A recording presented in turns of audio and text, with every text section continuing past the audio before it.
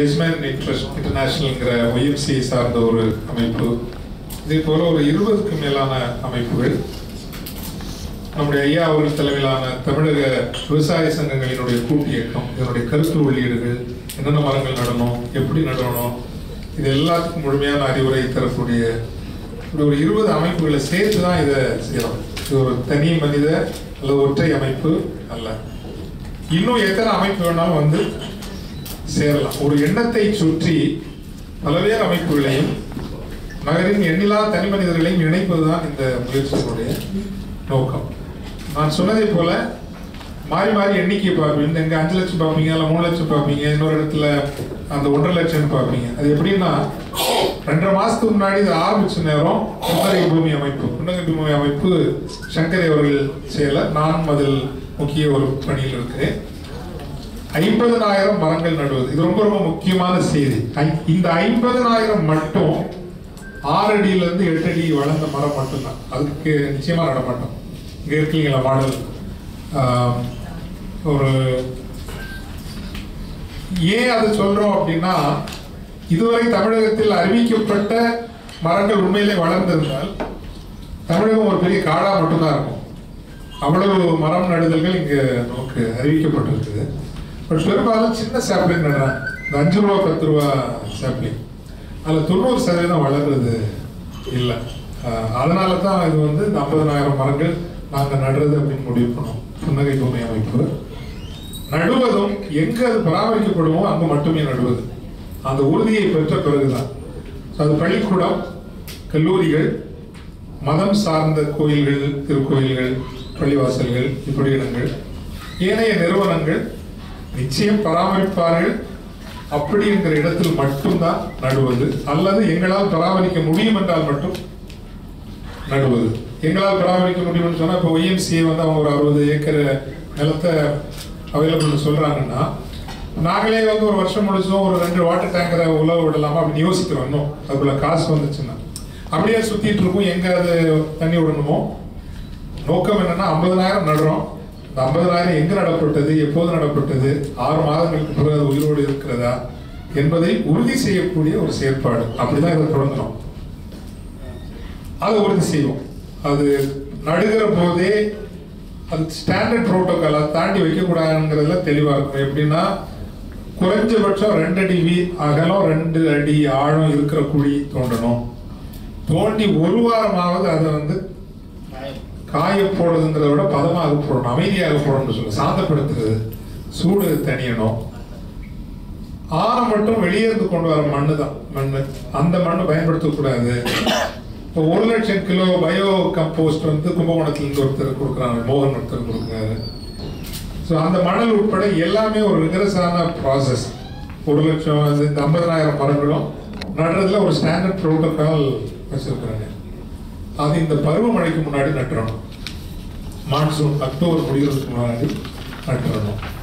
ஏன் அப்படின்னா, இங்க இருக்கக்கூடிய எங்களுடைய ஆர்கானிக் ஃபார்மிங் அன்பழகன் போன்றவர்கள்லாம் என்ன சொல்றாங்க, ஐயா ஒத்துவார் நினைக்கிறேன், கோடை காலம் போலவே செடிகளுக்கு பனிக்காலமும் ரொம்ப துயரமான காலம். டிசம்பர் ஜனவரிங்கிறது துயரமான காலம். அதனால தான் அக்டோபர்லயே நம்ம இதெல்லாம் வச்சு முடிச்சுட்டோம்னு முடிவு நம்பது. இந்த விவாதம் நடந்து கொண்டிருந்த போதுதான் வாட்ஸ்அப் குரூப்ல வந்து சேர்ந்த நம்பர் தான் பினு தாமஸ், பின்னாடி இருக்காரு, அவர் நீங்க பார்க்கலாம், நம்ம சிறப்பு செய்தோம். அவங்களும் இதை பற்றி யோசிச்சுட்டு இருந்தாங்க. அப்போ அவங்க என்ன கொண்டு வந்தாங்கன்னா, அவருக்கு பெரிய நெட்வொர்க் இருக்கு. குறிப்பா வந்து இந்த ப்ராட்டஸ்டன்ட் கிறிஸ்டியன் நெட்வொர்க், ஒய்எம்சிஏ சார்ந்தது, கல்லூரிகள், பள்ளிகள், இவங்க எல்லாம் சேர்ந்து 1 லட்சம் மரங்களை ஒரே நாளில் நடுவது, August 15.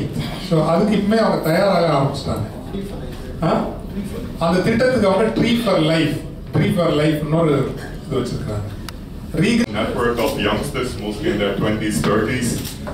We have been there for almost 9 years, and we do a lot of outdoor sports activities, get a lot of people into running, swimming, cycling, we do marathons, we do triathlons. And as through these years, we have also developed a very strong love for nature. So we spend a lot of our time every weekend, weekday mornings, close to nature. So we know the importance of nature and trees trees are, I think, a very important part of our ecosystem. So they generate oxygen, obviously. They create a balanced climate. They protect us from extreme climate. They also maintain a healthy water balance in the city. And so as we all know, as the city has expanded very rapidly in the last decade, a lot of real estate has come, and a lot of the green cover of the city has been lost, which is again accelerated in last December during the Varda cyclone. So CTC actually has a very strong passion towards green and towards tree. We have a group of very passionate volunteers called Aintinai, who have been active in the last 5 years in planting close to 15,000 saplings in and around the city. So we also believe that it's not about planting a sapling. We are very much convinced that they should be growing the tree. So you don't just leave the sapling, you have to care for it, you have to maintain it, you have to nurture it, you have to water it until it's able to grow by itself. Only then you can consider it successfully. So I'm very happy to see with this initiative. I think it's the right time now. So we lost a lot of cover during the last Varda cyclone, and now it's the right time with the monsoon coming up. The monsoon is very essential, the rain, to make sure that we give the sapling which we plant an increased chance of survival, basically. And then, of course, with the necessary support and looking at the network of people which have been brought together here, I see a lot of commitment from different parties. So I think there's a good chance that this will not turn out to be like a one-time public event, but that the people here who are involved are very committed to make sure that all these 5 lakh saplings become strong trees and are gonna create a more enjoyable and pleasant city to live in. So I hope we can all make it work together and create this city like a more enjoyable place to live in. Thank you. அதிக திறன் கொண்ட இருசக்கர வாகனங்கள் குறைந்தபட்சம் 800 சிசிலிருந்து அதிகபட்சம் 2000 CC வரைக்கும் இருக்கு. ஒரு 40 மெம்பர்ஸ் கிட்ட இருக்காங்க எங்கள் கிளப்ல. நாங்கள் ஒரு 2 வருடங்களாகவே இந்த மாதிரி சில பொது நலம் வெறும் பொழுதுபோக்கு மட்டும் இல்லாமல் we wanted to convert this into a cause that can contribute to society. பள்ளிகளுக்கு நாங்கள் நிதி கொடுத்துருக்கோம். ரைட்ஸ் போகும்போது இது அவேர்னஸ் ப்ராபகேட் பண்ணுறது இந்த மாதிரி பண்ணிகிட்ருக்கோம். இந்த இனிஷியேட்டிவ் கூட சேர்ந்து பைக் ரேலிஸ் மூலமாகவும் எங்களோட மெம்பர்ஸ் மூலமாக எங்களால் என்ன பண்ண முடியும், நாங்கள் எல்லாருமே நிறுவனங்கள் வைத்திருக்கிறோம். அதன் மூலமாக இந்த மரக்கன்றுகளை நாங்களும் பங்கேற்று இதை contribute பண்ணுறது செய்திருக்கோம். I would like to thank Father Jagat Gaspar for giving Kadai an opportunity to be a part of this initiative. As a socially responsible organization, Kadai is proud to be associated with this.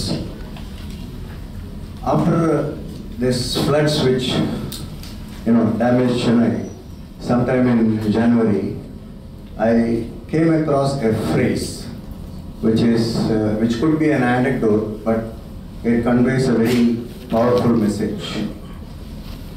If trees were to give Wi-Fi, each one of us will be planting trees whenever and wherever possible. Probably this meeting wouldn't have happened. Unfortunately, they give only oxygen, which we all breathe. So the underlying message is grow more trees. Obviously, we know the reason because we lost a lot of trees. So while we were brainstorming this concept with a friend of mine and other friends from the Good News channel and other. ரோட்டரிங்கிறது வந்து ஒரு இங்கே சென்னையில் இருக்கிற பல நிறுவனங்களுடைய தலைவர்கள், பல பெரிய பதவியில் இருப்பவர்கள் எல்லாம் உறுப்பினர்களாக இருக்கக்கூடிய ஒரு நிறுவனம். எங்களுடைய இளைஞர் நிறுவனங்கிறது ரோட்ராக். அது வந்து ஒரு 200 கல்லூரிகளில் அந்த ரோட்ராக் நிறுவனம் பயன்படுத்திட்டு இருக்கோம். பள்ளிகளில் வந்து இன்ட்ராக்ட்னு வச்சுருக்கிறோம். அதில் வந்து ஒரு 420 பள்ளிகள் வந்து இந்த இன்ட்ராக்டோட சம்மந்தப்பட்டிருக்கு. ஃபாதர் ஜகத் காஸ்பர் அவர்கள் இந்த கிரீன் சென்னை ஆரம்பிக்கிறதுனால நாங்கள் வேற ஒரு பேரில் இதை பண்ணிக்கிட்டு இருந்தோம் ஒரு 6 மாதமா. அதனால நாங்களே அது வந்து ரோட்டரி கிரீன் சென்னை அப்படின்ற ப்ராஜெக்டை மாற்றி ஜூலை 1ஆம் தேதி வந்து நம்முடைய ஓடிஏ ஆஃபீஸர்ஸ் ட்ரைனிங் அகாடமியில் வந்து 1000 மரங்கள் நட்டு அந்த ப்ராஜெக்டை துவக்கியிருக்கோம். ஸோ அதை வந்து எங்களுடைய இலக்கு என்னன்னு கேட்டீங்கன்னா, ஃபாதர் ஜெகத் கேஸ்பர் அவர்களுடைய வழிகாட்டுதலில் எல்லா அமைப்புகளும் சேர்ந்து செய்கிற இந்த நட்பணியில் குறைந்தது 1,00,000 மரங்கள் நடுவது மட்டுமல்ல, பராமரிப்பதையும் ரோட்டரி பங்கேற்று எடுத்து செய்யும். எந்தெந்த சோஷியல் இனிஷியேட்டிவ்ல ஈடுபடுறாரோ அதில் நான் வந்து என்னை ஈடுபடுத்தி கொண்டிருக்கேன். இதில் எங்களுக்கு ஒரு சோல் சாட்டிஸ்ஃபேக்ஷன், ஒரு கம்யூனிட்டிக்கு திருப்பி நம்மளால் கொடுக்க முடியறது அப்படிங்கிற ஒரு பெரிய திருப்தி ஏற்படுறது. ஸோ திருவாசகம் பண்ணினோம், அப்புறம் மொசாட் மீட்ஸ் இந்தியாங்கிற மியூசிக் ப்ரோக்ராம் பண்ணோம். கிவ் லைஃப் கிவ் லைஃப் மூலமாக ஒரு 48,000 குழந்தைகளை 5 வருஷத்துக்கு படிக்க வச்சு, காலையில் பாரிஜ் கஞ்சி கொடுத்து, ஈவினிங் டியூஷன் சென்டர்ஸ் 150 சென்டர்ஸ் நடத்தி அந்த குழந்தைகளுடைய ஒரு அறிவு பூர்வமாக அவங்களுக்கு ஸ்கில் டெவலப்மெண்ட்லாம் கொடுத்து பண்ணினோம்.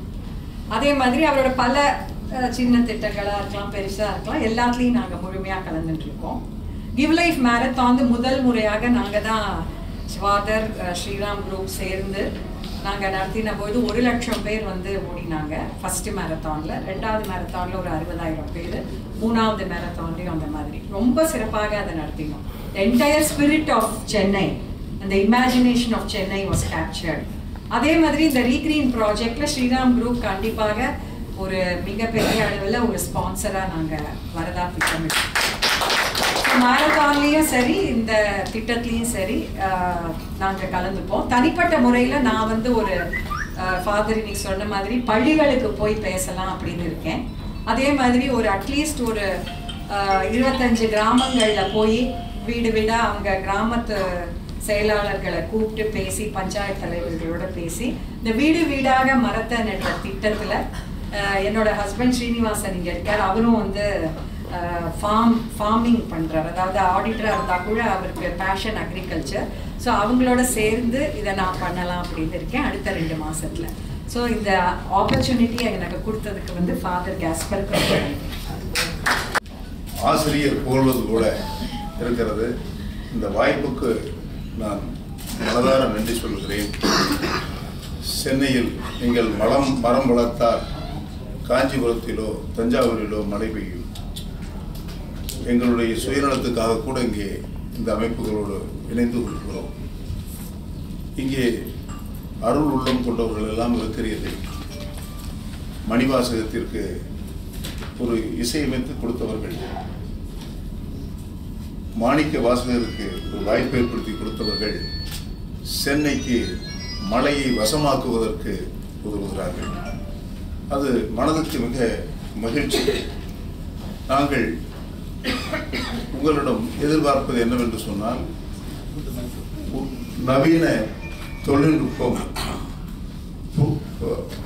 உற்பத்திக்கும் சந்தைக்கும் தேவை. நவீன தொழில்நுட்பம் தான் எங்களை வளர்த்தெடுக்கும், யாரிடமும் கையேந்துகிற நிலையிலிருந்து எங்களை காப்பாற்றும்.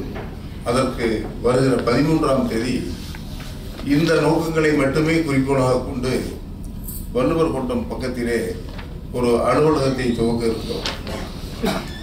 இங்கே நகரத்திலே இருக்கிற அத்துணை பேர்களோடும் தொடர்பு ஏற்படுத்திக் கொள்ள இங்கே மரியாதைக்குரிய ஃபாதர் அவர்களும் ஐலா ஸ்ரீனிவாசன் மேடம் அவர்களும் மற்றும் பலரும் இங்கே அதிலே கலந்து கொள்வதாக, சிறப்பிப்பதாக உறுதியளித்திருக்கிறார்கள். உங்கள் அனைவருக்கும் வாட்ஸ்அப்பில் அழைப்புகளை அனுப்புகிறோம். நீங்கள் எல்லோரும் அதில் கலந்து கொள்ள வேண்டும். இந்த இடம் 2400 ஸ்கொயர் ஃபீட் தான்.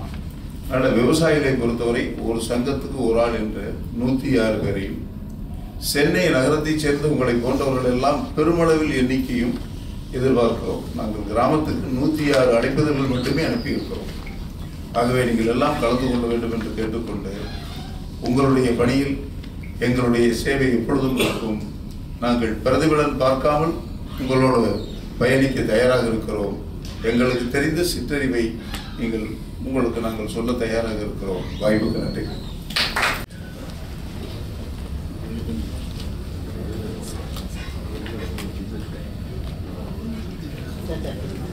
சார் அப்படியே இருங்க, வீடியோ எடுத்து முடிச்சு போட்டோம்.